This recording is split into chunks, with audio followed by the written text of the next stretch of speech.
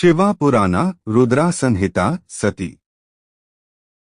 Vishnu and other gods of heavens came to know about the seed situated in the womb of Virani, and therefore the news sent waves of immense enjoyment and contentment engulfing the three worlds. All the gods reached there, praised goddess Jagdamba through various hymns, and then saluted the goddess, who was always interested in the well-being of the three worlds. After praising Daksa and Virani for a long time, the gods returned to the celestial abode. After completing diverse worldly, secular and mandatory functions during the initial 9 months, and after looking into the situation of various planets and stars, and finding the most auspicious moments, Goddess Shiva appeared before Virani in the 10th month when it was full moon. As she descended as an incarnation of Goddess Parvati, Prajapati Daksa was extremely happy, and now he believed she was in truth Goddess Parvati. At that time, a rain of flowers from the sky greeted, and clouds poured water on earth. Peace and harmony spread in all directions. The gods of heavens began to play on musical instruments, heralding propitious times ahead.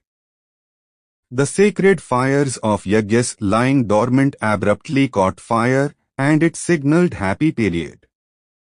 When she emerged out of the womb, Daksa bowed in reverence with folded hands and eulogized. Goddess Shiva was immensely happy with the hymns of praise, and therefore she, the mother of universe, said to Daksa, which surprisingly Virani could not hear. Shiva said, "You meditated intensely, and so I am born as a daughter, and today I fulfilled your inner desire, and therefore I stand here as a daughter. Now you should accept the holiest fruit of tapasya, meditation." After she spoke mildly some magnificent, sanctified, true and prophetic words, she discarded the image of Maya, transformed the self into a child, and began to weep. As the girl child began to weep, the women and maidservants of the palace happily arrived. They felt extremely pleased on beholding the celestial face of a little daughter of Virani. People of the region began admiring the celestial beauty. Now, it was time of celebration as dances, songs and music filled surroundings and heralded descending of a divine child in the palace of Daksa. Daksa, as expected, strictly adhered to the sacred book of law and performed every religious ceremony connected with the birth of a child. He took pains to hold fast to the instructions of well-read men of the court.